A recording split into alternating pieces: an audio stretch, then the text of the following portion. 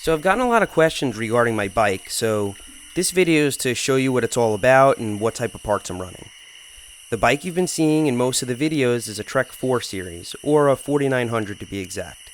It's a 26-inch hardtail with an aluminum frame. About 5 years ago, I bought this bike new for a little less than $1,000. Somewhere along the way, I cracked the frame, which Trek replaced under warranty. It was around then that I replaced just about every single part on the bike, including the forks, the cranks, the wheels, the seat, pretty much everything. It's safe to say you'll never see another Trek 4900 with this exact setup. My wheels are pretty good. I can't remember what brand they are, but they're double-walled, which means they're a little beefier than what originally came on the bike. The tires are Maxxis Holy Rollers, and while they aren't the best trail tires in the world, they're awesome for street riding. That's why I like them. Moving on to the brakes, these are the original ones that came on the Trek 4900. They're hydraulic.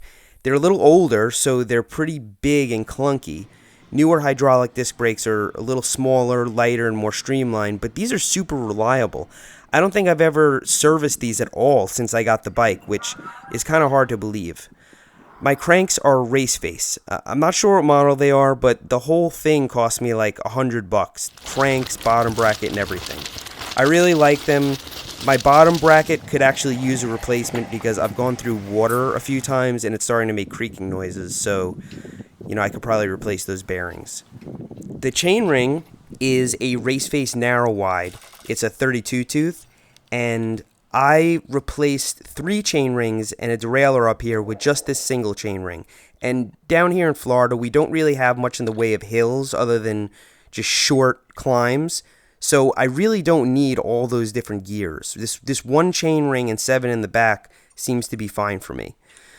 The pedals are just some off-brand aluminum pedals. I like them, so I keep running them. My rear derailleur gets replaced a lot because I smash it into things, so I never really go with anything too expensive. Currently I'm running a Forte, which is a store brand of performance bike, which is a subsidiary of Nashbar. Because I jump around a lot, I've added an additional guide to keep the chain from popping off. 90% of the time it's not necessary, but it really makes the whole drivetrain bulletproof when I'm riding like an asshole. This is called Bionicon Sea Guide Eco. I love this thing, but it mysteriously disappeared from Amazon.com, so hopefully it becomes available again. The saddle's probably the nicest part on my entire bike. This saddle is made by a company called Cell, which is known for high-end racing saddles. It was on my road bike, but I loved it so much that I moved it over to my mountain bike, and plus it matches. The saddle is attached to my trusty D&M dropper post. I can't stress how much this dropper post has changed the way that I ride.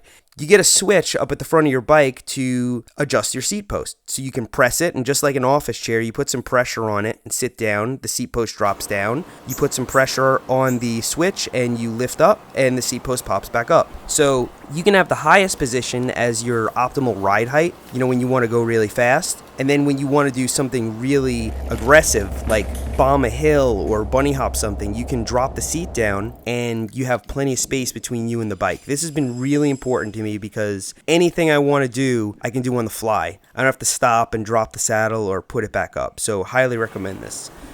Overall, the bike weighs about 25 pounds. To me, this is pretty light. There are plenty of mountain bikes way lighter than this. I see a lot of guys at the trails with mountain bikes that are under 20 pounds, even full suspension ones, and those cost thousands and thousands of dollars. And to be honest, if you crash a multi-$1,000 bike, it breaks just as easily as a $1,000 bike. Of course, the multi-$1,000 bike is way lighter. It feels way better. It looks way nicer. Pretty much everything about it is more enjoyable, but I don't necessarily think that price equals durability. In a crash, what holds up in a crash? There's a certain threshold where you're not really getting any stronger. You're just losing weight and getting something that looks and works nicer. So the fact that this bike is not super duper expensive doesn't really hold me back from doing the things that I want to do with it. In fact, it enables me to do the things I want to do with it, because if I kept breaking a really expensive bike the way that I break this, it would cost me a lot more money to keep it running. So if I smash a derailleur on this bike, I'm just like, $20, okay. If I were to smash, a really high-end derailleur, $150, $200 derailleur, I would be very sad when that happens. Yeah, it would shift a little nicer. It would be lighter. It would have a clutch in it. I could probably get rid of this C guide, but I would still break it when I smash it into something. So it's a decision that I weigh when I put parts on my bike. So anyway, I hope that answers your questions about my bike. Thanks for watching and ride safe.